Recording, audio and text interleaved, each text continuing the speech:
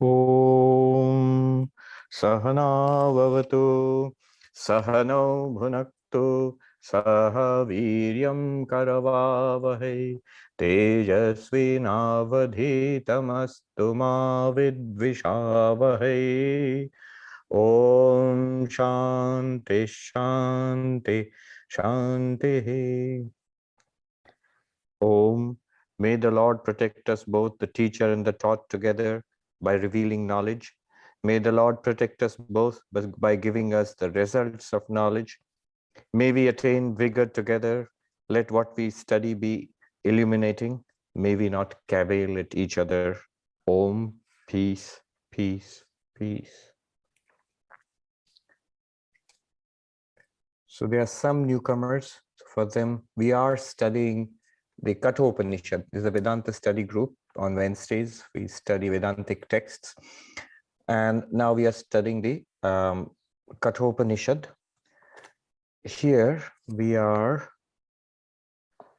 on the second chapter. The Katha Upanishad has 2 chapters, each of 3 sections.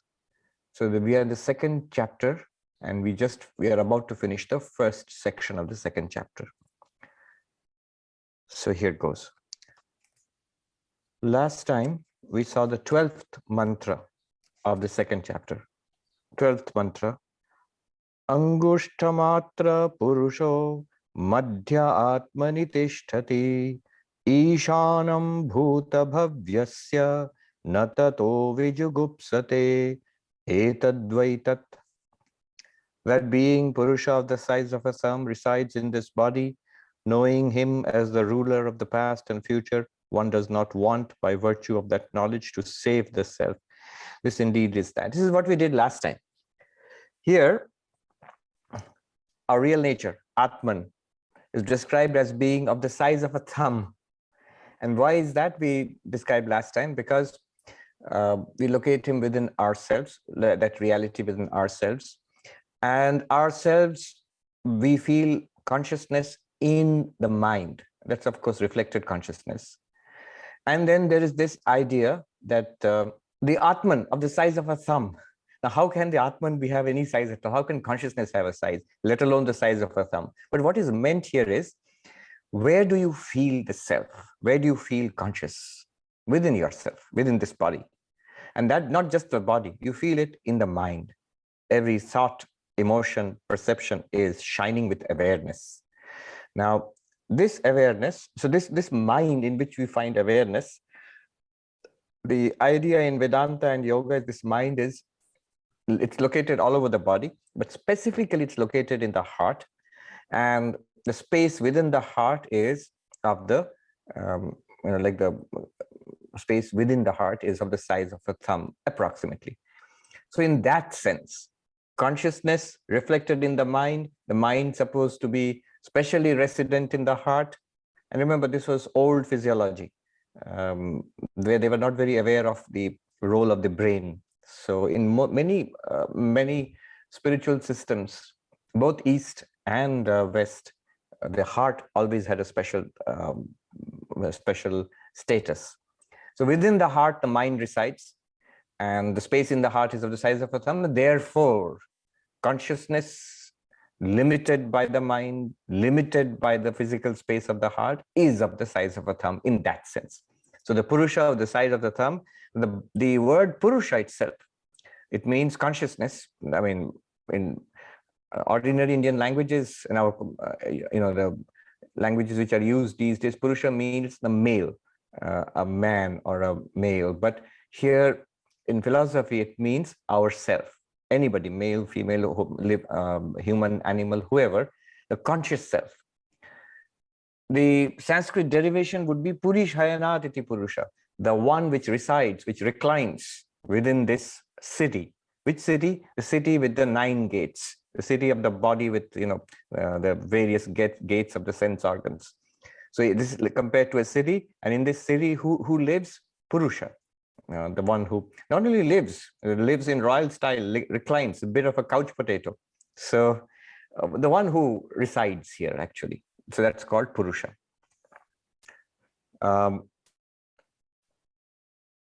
Where does it stay? Madhya Atmani Tishtati, in the center of the body, located in the center of the body. What is this? Our real nature, consciousness. And yet immediately it is identified with God. Ishanam Bhuta Bhavyasya, the Lord of the past and the present. Who is the Lord of time? God, the power behind the cosmos, the power which created and presides over space and time. So Ishanam, Isha means Lord or God. Bhuta Bhavya, past and present, and past and future. So past, present, and future, the Lord of time. That is identified with the consciousness in the mind, of the size of a thumb, in the heart. So basically what it means is that thou art. This is a Mahavakya, telling you the identity between the microcosm and the macrocosm. That which you feel as an individual, as a consciousness within, I am this individual being. And that which is the cosmic I, which is the I identified with the entire universe, is one and the same. This is the central teaching of Advaita Vedanta, that thou art, Tattvamasi. Then next, the same idea of a thumb-sized self is continued in the 13th mantra. Angushtamatra purusho jyotireva dhumaka ishano bhuta bhavyasya saevadya saushvaha etadvaitat. The Purusha, who is of the size of a thumb, is like a light without smoke. He is the ruler of the past and the future. He exists today and he will exist tomorrow. This indeed is that. The same idea that consciousness, limited by the mind, located for the purpose of our understanding in the space of the heart. Remember, the mind is spread all over the body, but it's supposed to be specially located in the heart. And in the mind, there is awareness, which we feel right now. We feel the body, we feel the mind. We look inside, everybody feels thoughts, feelings, perceptions. And in those thoughts, feelings, perceptions, there's always awareness. We are always aware. Up to this much, we all know. Body, mind, reflected awareness. But I am the one who is reflected in the mind as awareness. That's what Vedanta wants to point out. And that's the first thing, that we are witness consciousness, not the body, not the mind, and not even the reflected awareness in the mind, but we are the witness consciousness. And that witness consciousness is the same as the God of this universe. Same witness consciousness with the Upadhi, with the associate of Maya, becomes the God of this universe. Same witness consciousness with the Upadhi, or associate, or in Sanskrit, in English it is translated as adjunct. With the Upadhi of this body and mind becomes Sarvapriyananda. With that body and mind becomes X or Y, other people. Everybody, we are all that same one consciousness associated with one body-mind, separate bodies and minds. But the same consciousness associated with all bodies, all minds, and all of Maya is God. But actually it is the same consciousness. So, Ishano Bhuta Bhavyasya, again, Ishano Bhuta Bhavyasya means God, who is the master, the Lord of the past and the future. The one who knows all past and all future.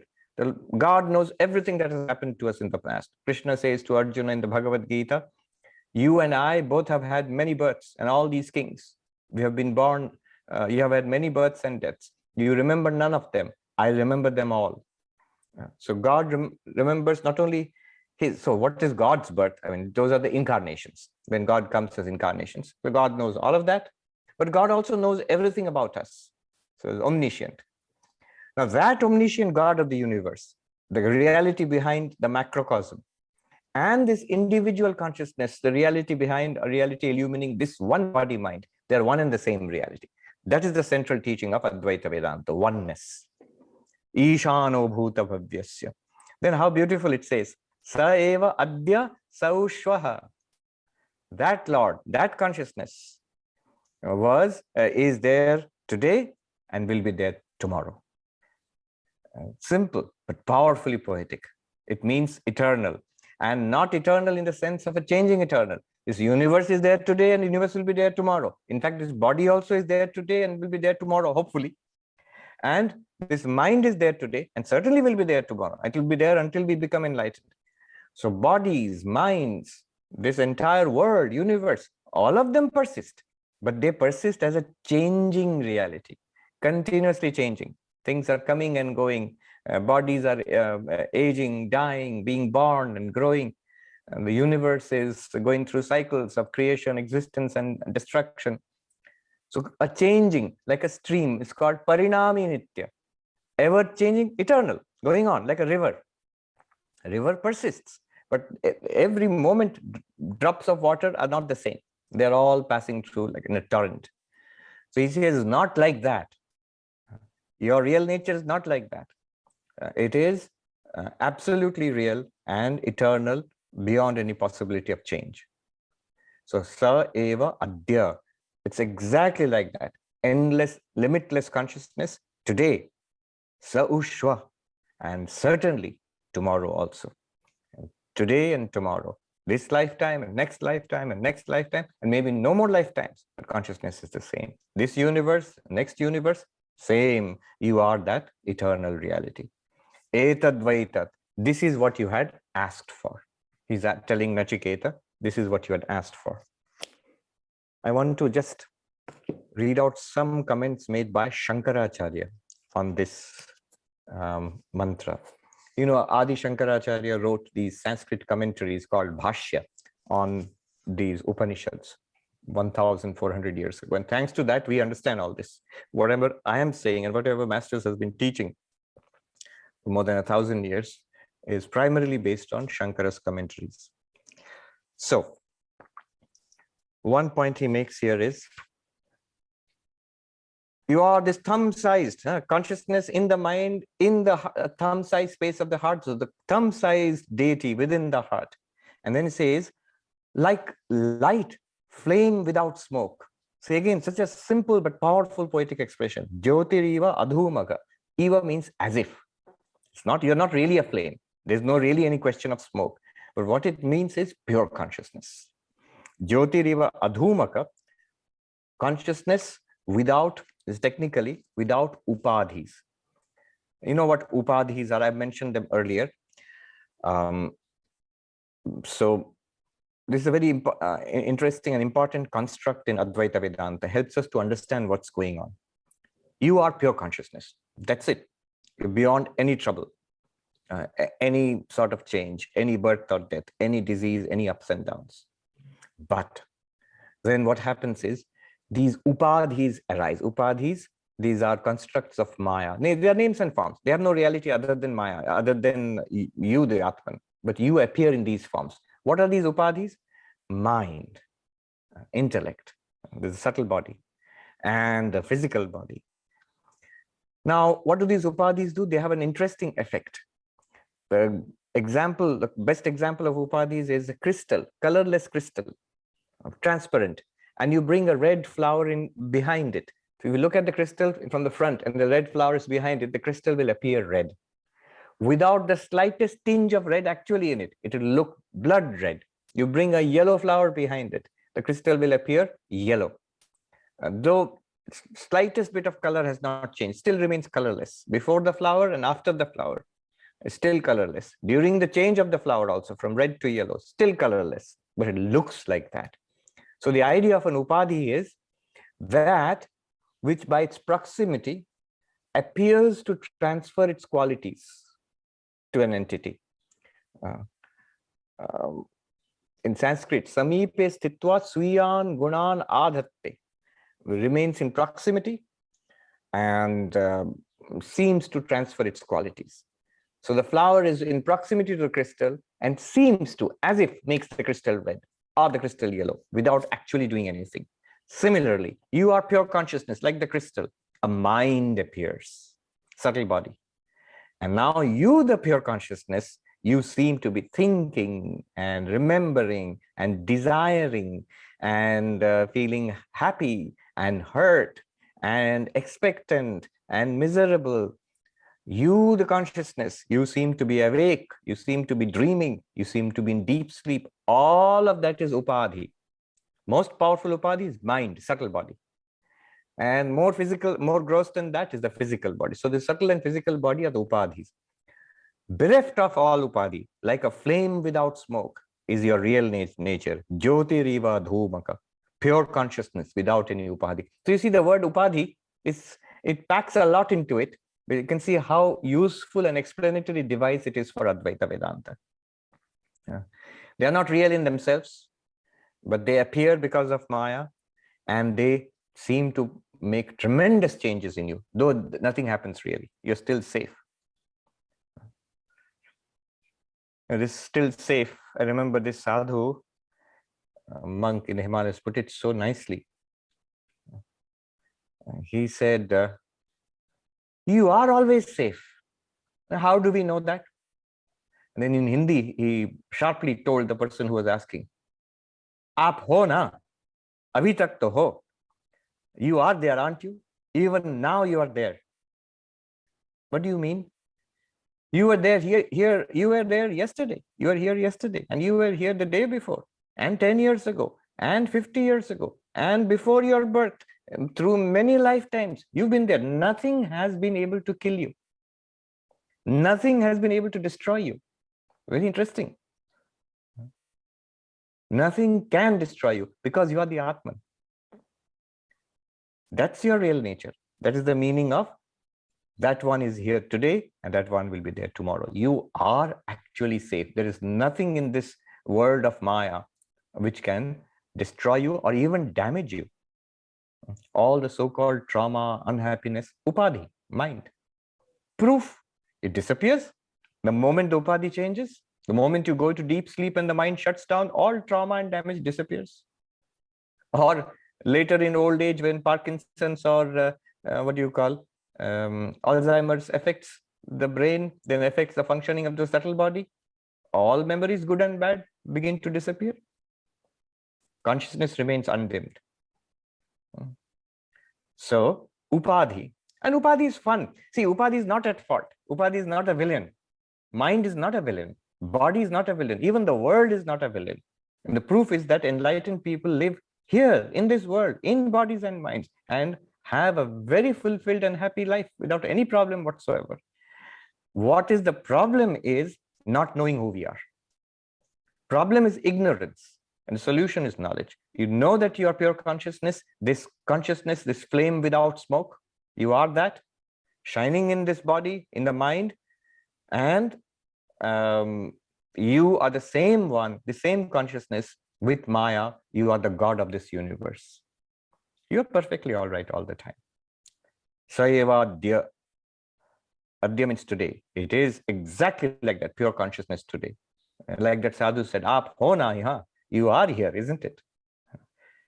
And believe you me, you will be there. I mean, this may sound shocking to say, at the point of the death of our body, in this lifetime, when this body goes, we will know the truth of this. If you keep it in mind, am I still there seeing the death of this body? Yes. I have no doubt that we will have this experience. And then we will know, if we are blessed to be aware and cognizant at that time, the knowledge requires the activity of the mind. We will know that we did not die with the death of the body. And so the Vedanta class was right. Yes. So the knowledge of who we are, that's what's required. Upadhi has no fault. Even in Buddhism, it's pointed out that although the way it is put is all is suffering, sarvam dukkham, or all is dissatisfaction, and one must get out of this dissatisfying state of things. But then again, if you look deeply, where does the Buddha live? Where does the Bodhisattva live? Here itself. Here in this samsara. And yet the claim is that they have overcome suffering. So they have overcome suffering, remaining in samsara, in the midst of a body-mind, Purusha, dwelling in the midst of a body-mind. And it is possible to overcome suffering. And that happens through bodhi, through enlightenment. So ultimately, it's not the fault of a samsara, not exactly samsara, it's the fault of samsara, but it's not the fault of Jagat, the universe. It's not the fault of body. It's not even the fault of the subtle body or mind. It's just ignorance. Then Shankaracharya makes another observation. He says, Anena nayam astiti chaike iti ayam paksha. So, pratyuktaha. So the Shruti, the Upanishad, is answering something, a question which was raised long ago. We might not remember, but the Lord of Death has a long memory. He remembers what the little boy Nachiketa asked. The question which he asked, the third boon, about death. Some say there is something after death. Some say there is nothing after death. That some say there is nothing after death, that doubt long, long ago in the first chapter, in the beginning, the little boy had asked. Now Yama is answering, as if by his own words, he's answering. No, there is something after death. It is here today. That which is here today is also there tomorrow. And also he is answering another question. Shankaracharya says, Kshanamangavadascha pratyuktaha. So a Buddhist philosophy, a strong Buddhist philosophy of momentariness. So everything is momentary. Anityam, anityam, sarvam anityam. Impermanent, impermanent, all is impermanent. Not only impermanent, kshanikam, kshanikam, sarvam kshanikam. Momentary, momentary, all is momentary. And then not only momentary, shunyam, shunyam, sarvam shunyam. Empty, empty, all is empty.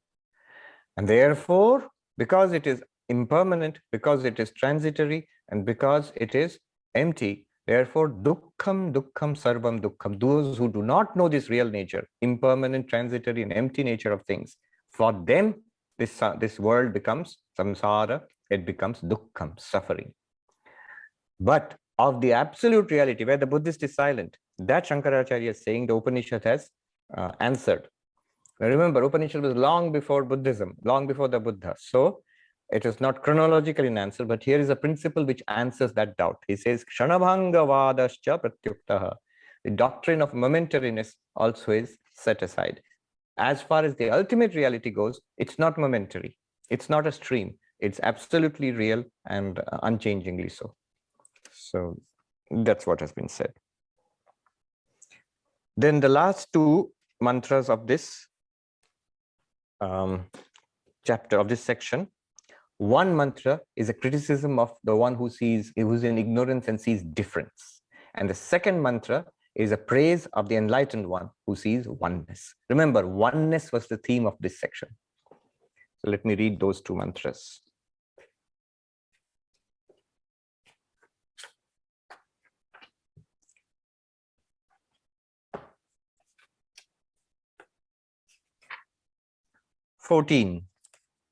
Yathodakam durge vrishtam parvateshu vidhavati evam dharman prithak pashyan tanevanu vidhavati. As water rained on an inaccessible height gets dispersed on lower hilly regions, similarly, one who perceives the selves differently runs after them only. So here's an example used. Two examples will be used. One to indicate what happens if you're not enlightened, if you see just difference in this world. So the example is, rain is falling, water is falling on a craggy peak, in a mountainous peak. And what happens? It runs down in streams and rivulets and gets dispersed everywhere.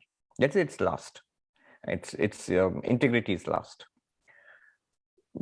Exactly like that, the one who sees difference will run into this world, will be lost in this world, will flow from lifetime to lifetime, from birth to death, from death to death, which Yama has already warned. This happens to those who see difference, who regard themselves as separate from the universe, who don't see the underlying oneness. But what about the ones who see oneness? For them it is said, the last mantra, Yathodakam shuddhe shuddham asiktam tadrigeva bhavati evam muner vijanata atma bhavati gautama. O Gautama, he's addressing Nachiketa. As pure water poured on pure water becomes verily the same, so also does become the self of the man of knowledge who is given to deliberation on the self. All right, let me just go to Shankara's commentary. What was said here, the second example was given. Instead of water falling on a mountainous peak, imagine water falling, pure water falling on pure water. What pure water? Falling on maybe a lake of pure water.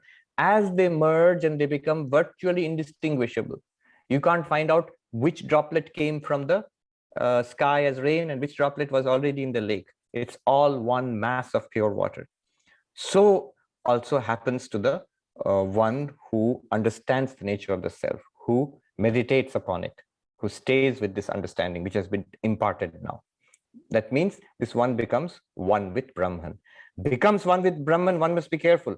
The example one must not misunderstand. You are not a drop of rain falling from the sky into the lake of Brahman and becoming one with Brahman. You are Brahman. This kind of language or poetry is used by Vedantic masters, but don't get into the idea of merging, now I'm half merged, 3/4 merged, now 100% merged. I'm on my way there. No, you are Brahman. But it's a good way of explaining. It's very poetic and a very nice way of explaining. So in one case, one who sees difference, like water scattered down a mountain valley, lost.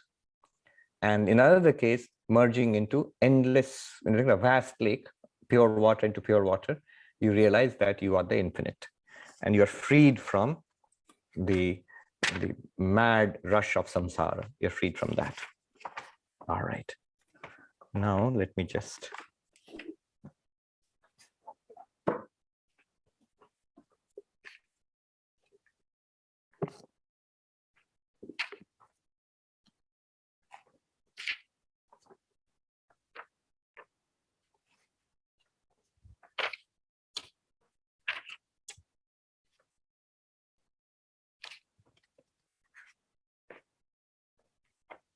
yes.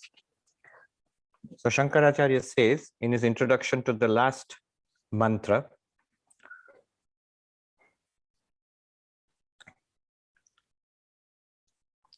Yasya punaha vidyavata vidhvasta upadhi krita bheda darshanasya vishuddha vijnana ghana ekarasam advayam atmanam pashyato vijanato munehe mananashilasya atma swarupam katham sambhavati.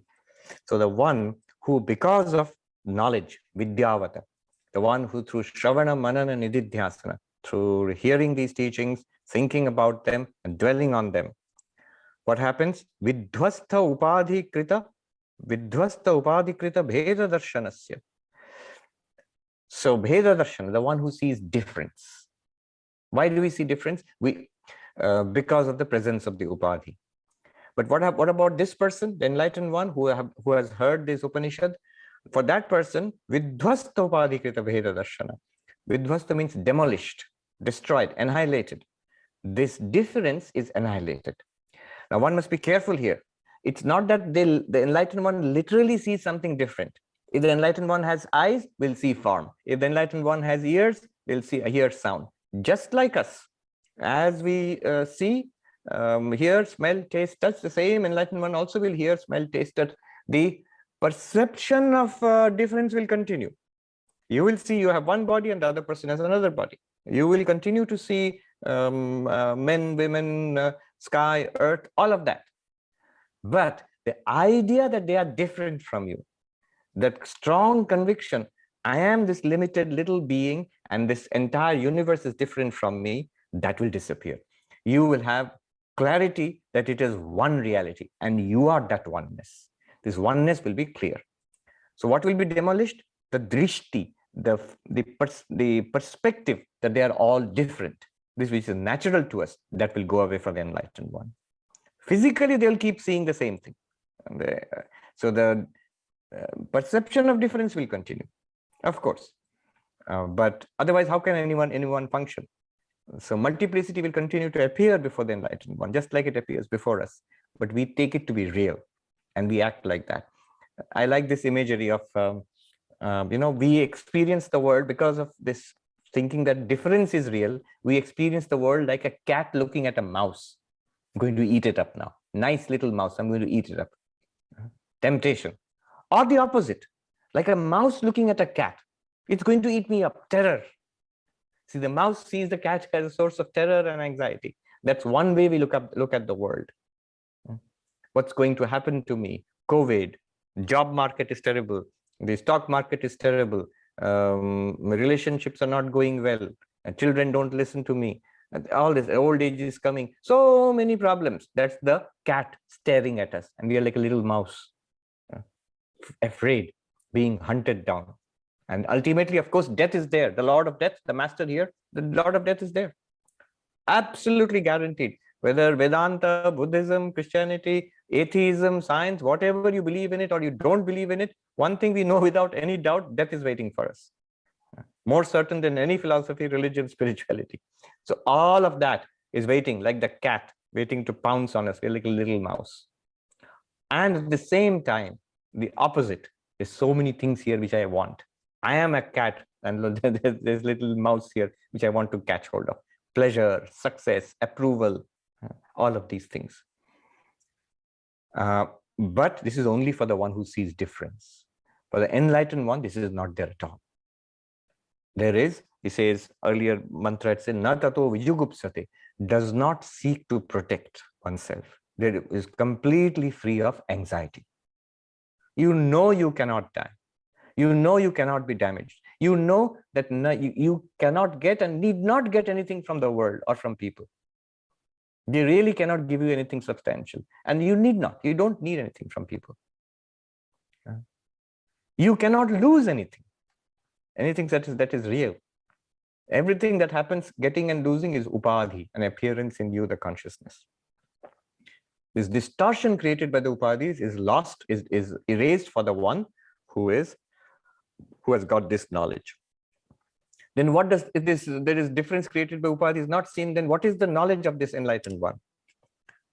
Vishuddha vijnana ghana ekarasam adhyayam atmanam pashyataha. The one who knows what? What is it that this person knows which makes such a huge difference?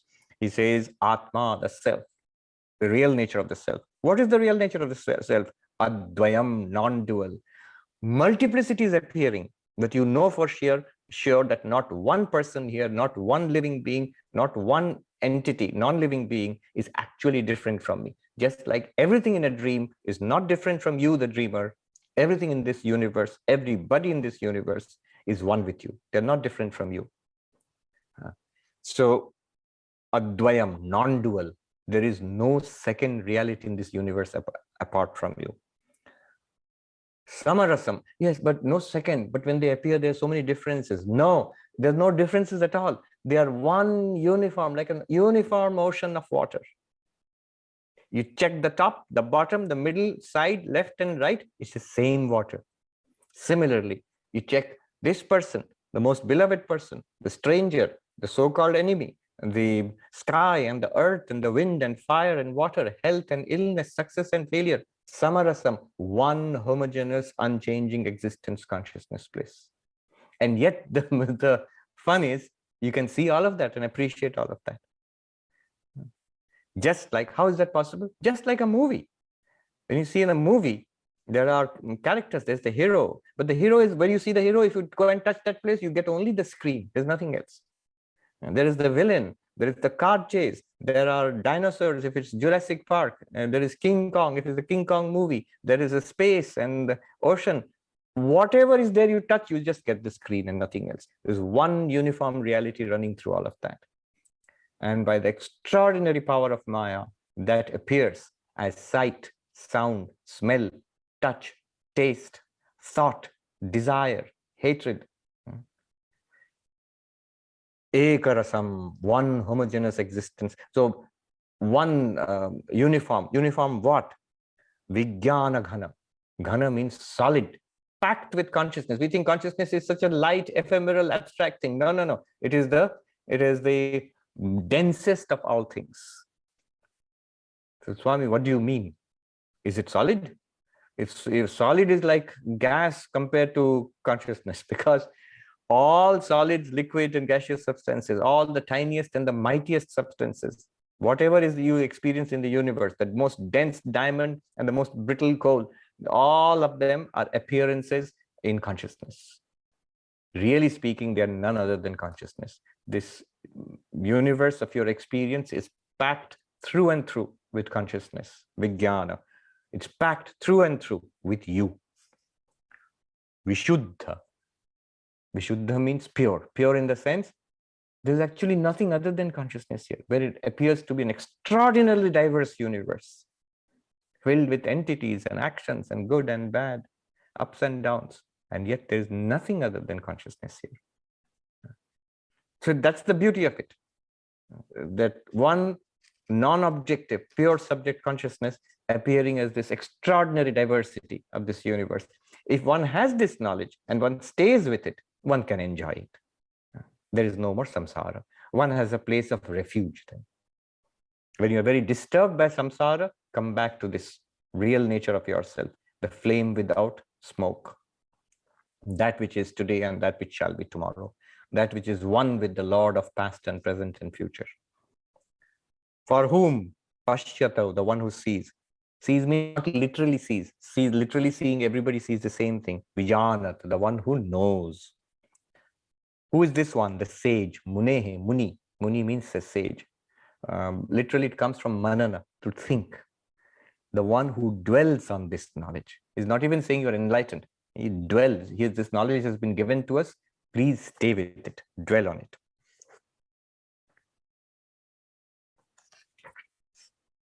And then Shankaracharya ends with an exhortation. Tasmat, therefore. Therefore what? Kutarkika, Bheda Drishtim, Nastika, Kudrishtim, Chaujitva. Therefore, give up the differences, the vision of differences set up by the dualistic philosophers. He is pointing towards Nyaya and other philosophers who are realists, pluralists. They say that ultimately it's a universe of difference, and difference is real. There is no underlying oneness, no non-duality. It's ultimately all the way down, it's difference. So he says, give that up, that perspective of difference. Then Nastika Kudrishtim, and the evil or perverted philosophy of the Nastikas, the non-believers. Technically, Nastika means those who do not believe in the Vedas, do not accept the Vedas as a source of spiritual knowledge. So that excluded materialists, Charvakas. It excluded Buddhists. It excluded Jainas, who were not orthodox Vedantins. But that doesn't hold ground here, because among the orthodox Vedantins, there are many who uphold difference. The dualistic Vedantins, they uphold the important that it is a universe of differences, not oneness. On the other hand, there are Buddhists, say for example, among the Tibetan Buddhists, for example, and among certain Mahayana practices who uphold the ultimate oneness. So the Buddha nature, or the what they call the basic space of awareness, there is oneness there. So Nastika here just means materialistic, those of perverted perspectives. Ujjitva, rising above it, giving it up, giving up these perspectives, these points of view. What do you listen to? Please listen to what the Lord of Death is telling us. Please listen to what the Upanishad is telling us. So he makes a very passionate appeal. Matri pitri sahasrebhyo api hitaishana Vedena upadishtam atma ekatva darshanam shanta darpehi adaraniyam. Says, please accept, please entertain this teaching, please absorb this teaching, please give due respect to this teaching. What is this teaching? Atma ekatva darshanam, the teaching of oneness. What oneness? The universe is one with you. Atma eka, the one self. You are that one reality, and the universe is one with you. Swami Vivekananda says in one place, he says in one place that oneness is the only true religion there is. So you find this core teaching in some way or the other in every religion, in some way, but mostly in the most soaring and sublime language in Advaita Vedanta. So this teaching of oneness, and the oneness is with you, your real nature. Who has given this? Vedena Upadishtam. The Vedas have taught this. What kind of Vedas? Matri Pitri Sahasrebhyo api hitaishina. Those who are your well-wishers. What kind of well-wishers? A greater well-wisher. Your well-wishers who are more your well-wisher than thousands of mothers and fathers. So who's really your well-wisher? Your mom and dad. But imagine all the moms and dads we have had from lifetime to lifetime, thousands of, or even this now in this lifetime, there are so many here who are moms and dads, and imagine how much love and good wishes you have for your children. Imagine putting it all together. But more than all of that are the Upanishads, who with the greatest solicitude for our welfare, our ultimate welfare, are giving us this teaching of oneness. Please take it to heart. Shanta darpehi. He says, relax. Shanta means relax. Darpa means pride, ego. I understand. I know. No, you don't. What do you mean I don't know? Well, the proof of the pudding is in the eating. Look at your own life. Tell yourself honestly that I am enlightened. I am a Buddha. I don't need to listen to anybody else. I'm fine. No, we are not. We have been trying to make ourselves fine. It's not working. Therefore, as Americans would say, cool it, buddy. Shanta darpa. Darpa means ego. Darpa means pride, arrogance. Cool that arrogance and listen carefully to what is being taught here. Thousands of years ago, this was taught. It was already ancient before the Buddha was even born. Buddha was born 2,500 years ago. These teachings were already really ancient by that time, 1,000 years or 2,000 years before that. So he ends this section on this note. Let me just quickly, very quick, within a few minutes, summing up what's been done in this section. It was a powerful section. I'm talking about chapter 2, first section, Dvitiya Adhyaya, Prathama Valli. The first mantra, there are many notable mantras here. The first mantra here is often quoted. Paranchikani vyatrinat swayambhu tasmat parang pashyati nantaratman kaschid dhira pratyagatmanam ikshat avritta chakshur amritatvam. Did we read the last verse? Yes, we read the last verse.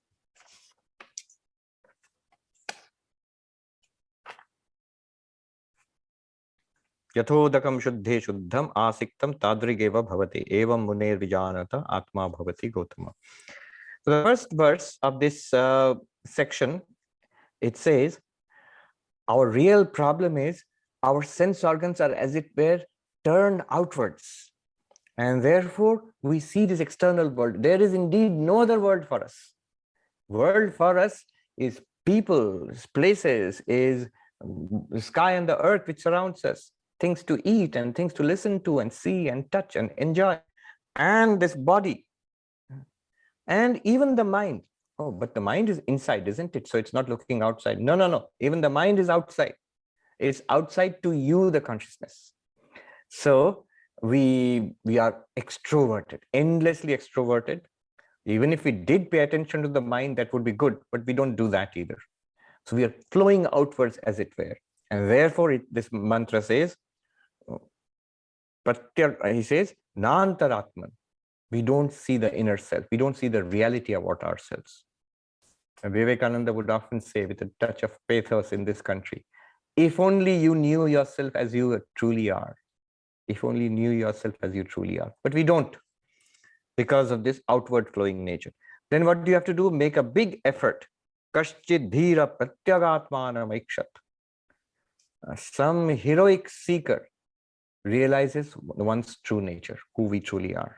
How do you do that? Avritta chakshu, literally shielding the eyes, stopping the outgoing tendency. Not literally shutting the eyes, but reversing it, stepping back. One sadhu put it very nicely. He said, "Ye sadhan jo hota hai na Mahatma ji, thoda piche hat ke hota hai." So spiritual practice is always done, oh monk, spiritual practice is always done by stepping back a little. So you need to step back a little. So this is turning inwards. So warning, this continuous engagement with the world is what traps us in samsara. Then the next thing is, then who are we? When we step back, suppose I do step back and look inwards, what am I looking for? What will I find? The third mantra tells us. This is a classic Advaita, the step one, I am pure consciousness, not body, not mind, I am pure consciousness. Step one. Yena rupam rasam gandham shabdan sparshan maithunan etenaiva vijanati kimatra parishishyate etadvaitat. By which you see forms, you hear sound, you taste, you smell fragrance, you touch. So the experience of touching, smelling, tasting, seeing, which one? Throughout our days, whenever we use any senses and get any kind of first-person experience, which are now qualia, notice one thing, that it always feels like something. What it feels like changes from experience to experience. You taste a cookie, it tastes like something. You taste a savory snack, it tastes like something else. But in both cases, one thing was common. You got a first-person experience, a conscious experience. That which enables us to experience life itself. In fact, one of the leading neuroscientists, Christoph Koch, his newest book is called The Feeling of Life Itself. He's talking about consciousness. What is consciousness? The feeling of life itself. Is exactly what he's saying here. What is your life? What do I mean by life? If you ask, tell me, just show me what you mean by your life. Not the biochemical processes. What you mean by your life? How are you experiencing life? We are experiencing it as a stream of experiences: seeing, hearing, smelling, tasting, touching, remembering, desiring, hating, action, exerting, waking, dreaming, deep sleep. That's how we are experiencing it. He says all of this is possible because of one thing, that by which you see, hear, smell, taste, touch. That maitunan, every contact with the sense on the object, every pair, the contact of the pair, which gives rise to experience. By that, eteneva vijanati. So by this one consciousness alone, all of this is possible. Of course, consciousness, then mind, body with senses and object. But without the consciousness, blank. None of this would be possible. So this is the first step.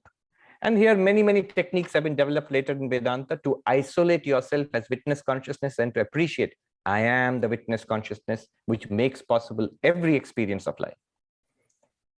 And the objects keep changing, the body keeps changing, the senses keep changing, the mind which examines and generates these experiences keeps changing. That witness consciousness, not an object, pure subject, does not change, does not arise, does not change, does not disappear. That I am. But this is not enough.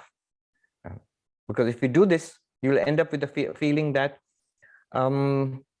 so I am separate from the entire universe. There is a world out there, there is a body out there, there's a mind out there, and I am consciousness. You get this feeling. But that's not Advaita Vedanta, because it's not oneness at all. Not only that, we get a kind of intuitive feeling that, all right, I am the witness consciousness in this life, in this complex body-mind. But there's so many such complexes here, so many bodies and minds here, it seems to be. So there must be so many consciousnesses there. So this thing has to be erased. No, there is one consciousness, and whatever seems to be separate from that consciousness is nothing but an appearance in that consciousness, not a countable second. So the next mantra, fourth one, says, the avasthatraya vichara, waking, dreaming, deep sleep, that consciousness which makes possible your waking, dreaming, deep sleep, he says in the fourth mantra, mahantam vibhumatmanam. This very consciousness is also the Atma, is the consciousness behind God. It is one and the same. This is the famous Mahavakya, Tattvamasi, you are that. You, the pure consciousness, who are the light in this life, in your life. You are the light of your own life. You are the light of the universe as God. You are the one light. Then starts a whole series of mantras which establishes oneness. What kind of oneness? Very quickly again, I will not explain. Our entire universe of diversity has fundamentally two kinds of, there's a fundamental division into two things, subject and object, I and this. And the microcosm and the macrocosm, I, the little one, and this vast universe. And in both the microcosm and macrocosm, this diversity has three levels: the gross physical level, the subtle level, and the causal level. So for example, in ourselves, it's easy to appreciate this physical body is the physical level, level one. Within this physical body, we have experience of mind and emotions and perceptions and memories, subtle. That's a subtle level. Beyond that, in deep sleep or in samadhi, we still exist as individuals, but in a causal state. So I, the individual, I have these three levels: physical, subtle, causal. Similarly, the macrocosm, the entire universe, has the three levels: the physical, the entire physical universe with all living beings in it, and the subtle, all minds, all of our minds, like linked like a cosmic mental internet. And beyond that, a cosmic causal level. And there are names for these. I just tell you the names, won't explain. You, the consciousness, in association with the individual subtle level, causal level, you're called prajna, experienced in deep sleep. You, that consciousness, in association with the individual causal and subtle levels, is called taijasa, experienced in dream sleep. You, the individual consciousness associated with the causal, individual causal level, subtle level, and the physical body, you are called Vishwa, which you are experiencing right now. All of us, each of us individually. And at the cosmic level, the three are called: consciousness associated with the causal level is Ishvara. At the subtle level, Hiranyagarbha, cosmic mind. And at the physical level, this entire universe with consciousness is Virat. And yet, it is one reality. At the level of Virat and Vishwa, at the level of Hiranyagarbha and Taijasa, at the level of Ishvara and Pragya, underneath it all always exists this one thread of unity. It is one reality. So even when it appears as a causal, cosmic, and individual, as a subtle cosmic mind and individual mind, as a physical cosmic being and individual little being, it's still one reality. And behind it is one consciousness, which you are. But that was established. The next, it warned, mrityum apnoti ya iha naneva pashyati. A warning against not persisting in the stage of ignorance. What is the characteristic of the state of ignorance? Seeing difference, seeing change, not seeing the underlying oneness. There is no harm in seeing the movie. The harm is in thinking the movie is reality. So this life can continue. Lifetimes can also continue. But if you see that it is one Brahman and you are that, then you are free.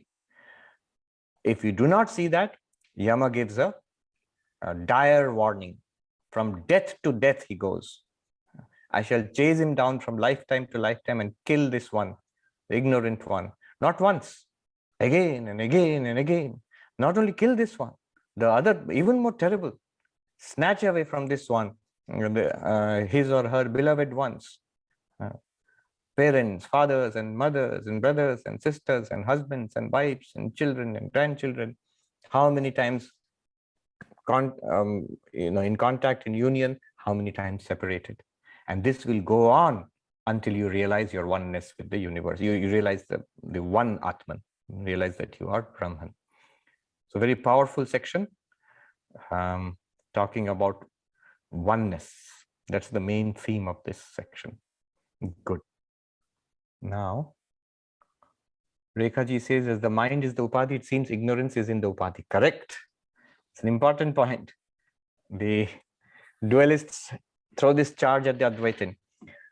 Look, you may say that, all right, there is no real bondage, there's no real world, it's all an appearance, all bondage is due to ignorance. So at least ignorance is there, you have to admit it. You, the self, are in ignorance. How can you, who are Brahman, you're one with God, how can you be in ignorance? Well, The answer is exactly what Rekhaji has said here. Ignorance is not in you. It's in the Upadhi. It's in the mind. Ignorance is the mind. Knowledge will come in the mind and remove the ignorance in the mind, showing your ever free nature. But this is the paradox of it. As long as knowledge does not arise, because of that Upadhi and the ignorance in the Upadhi, we think I am in ignorance, and then I am a body mind, and I have samsara. Just like the crystal which appears red. As you said, the redness is in the flower, not in the crystal. That's what Rekhaji is saying. Correct?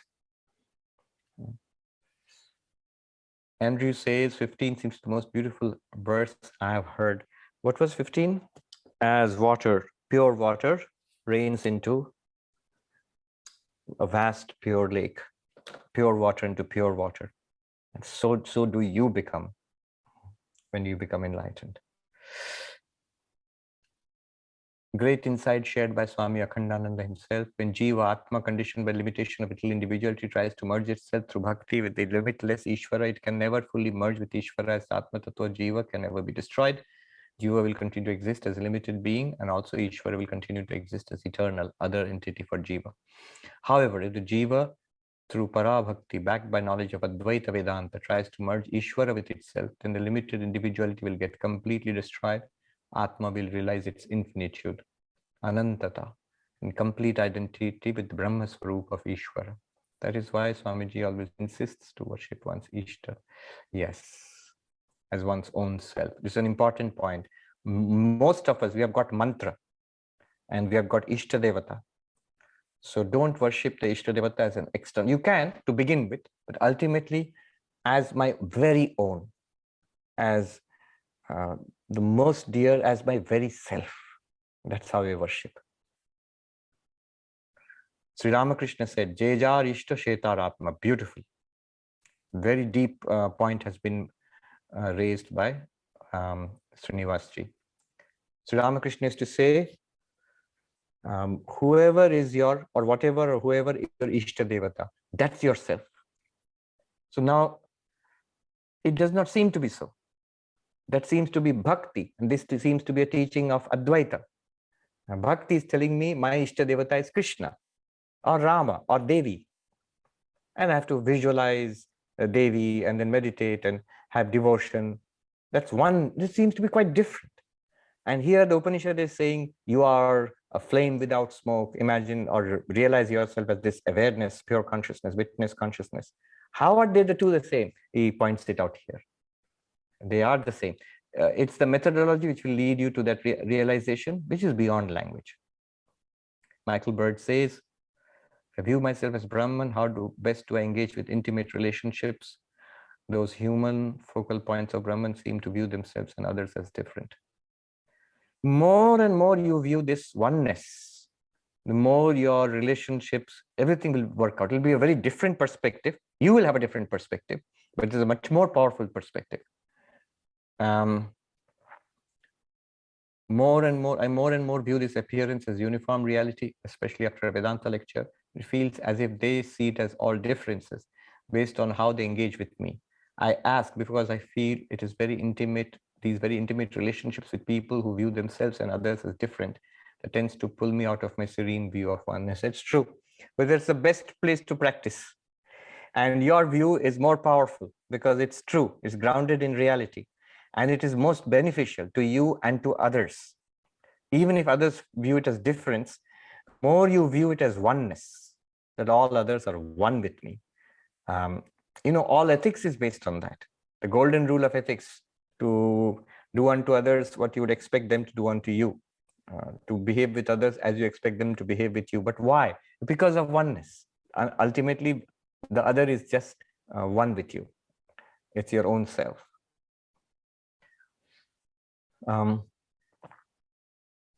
How you will actually deal with people in intimate relationships or in professional relationships, in the community, wherever, that will change from perspective to perspective, from situation to situation. But this inner attitude can remain the same. So whatever the situation, however you deal with it, it will be much better if it is illumined with this inner attitude, this certitude of oneness. Live classes. Oh, Jennifer has pointed out, live classes will cease, but we have got one more class on Friday. After that, live classes will cease for the summer. Assignments, I am not big on assignments. I think it's best to, if you like, those of you have not gone through the earlier classes, if you want a beginner set, go to Vedanta Sara. If you want the peak of the Everest, go to the Mandukya Upanishad. The 69 lectures, I think, 69 or so lectures are there. They are on audio, both on YouTube archives now, and also I think on SoundCloud. So read the Mandukya Karika as much as you can in the summer, or go to the basics, Vedanta Sara, which is helpful to understand all of this. All are available online. Andrew says water into water. That is true. And it's a beautiful metaphor, but also caution. Don't think that actually I am water merging with water. I am that limitless body of water or limitless body of existence, consciousness, bliss. Shweta Singiti says, isn't pure and quiet mind not the same as awareness? Yes and no. Yes, ultimately yes, because Sri Ramakrishna used to say, Shuddha Mon, Shuddha Buddhi, Shuddha Atma. Pure mind, pure intellect, and pure consciousness of yourself are the one and the same thing. True. But that purity, what does that purity mean? It means not only the purity of the vasanas, that impure desires are cleansed out. That's one purity. Second level of purity is disturbances are cleansed out. So as you said, quiet mind. So that means already mind is serene. Third is ignorance is cleansed out. So mala, vikshepa, ajnana. 3 levels of impurities are there. First is what we normally call impurities, a variety of conditioning, negative conditioning made by the world in our lifetime. That has to be cleansed out. By karma yoga helps a lot. Purified mind. Second level of impurity is restless mind. That's also an impurity. It has to be calmed. Like you said, quiet mind. Third level of impurity, the deepest level, is ignorance itself is an impurity. So that has to be cleansed out by knowledge. Meditation cleanses the restlessness. Knowledge cleanses the ignorance. If this is what you mean by pure mind, purified at all these levels, then it becomes the same. It is the same as Atman. The Sanskrit word for mind is chitta. Chitta. Put one more ta there. If you remove the last ta, it becomes chit, consciousness. So 2 words, chit, pure consciousness or Atman, our real nature. Chitta, mind. Then what's the difference? Ta, only one ta is difference. And what is that ta? Takara Vishaya Adhyasa is the superimposition of body, mind, objects on the consciousness and thinking these are real. That adhyasa, that superimposition has to be cancelled by realizing their appearances. Once you realize that what was mind, now you realize it is none other than pure consciousness. That's why the Buddhists don't make this distinction between Atma and mind. They say real nature of mind. They call it the real nature of the mind or basic nature of the mind.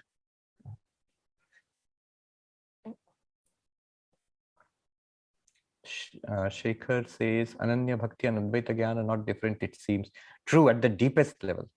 Bhakti, love, at the beginning seems quite different from Jnana. But deepest level, they point to the same thing. That's why someone like Sri Ramakrishna, if you've seen the Gospel of Sri Ramakrishna, when he's talking, he seems to be moving from an entirely dualistic devotional worship of the Divine Mother or love of Krishna into Advaita Vedanta. In the space of one paragraph, smoothly moving from dualism to non-dual. How is it possible? Because it's for him is not moving. He's just enjoying. He's just dancing around the central realization.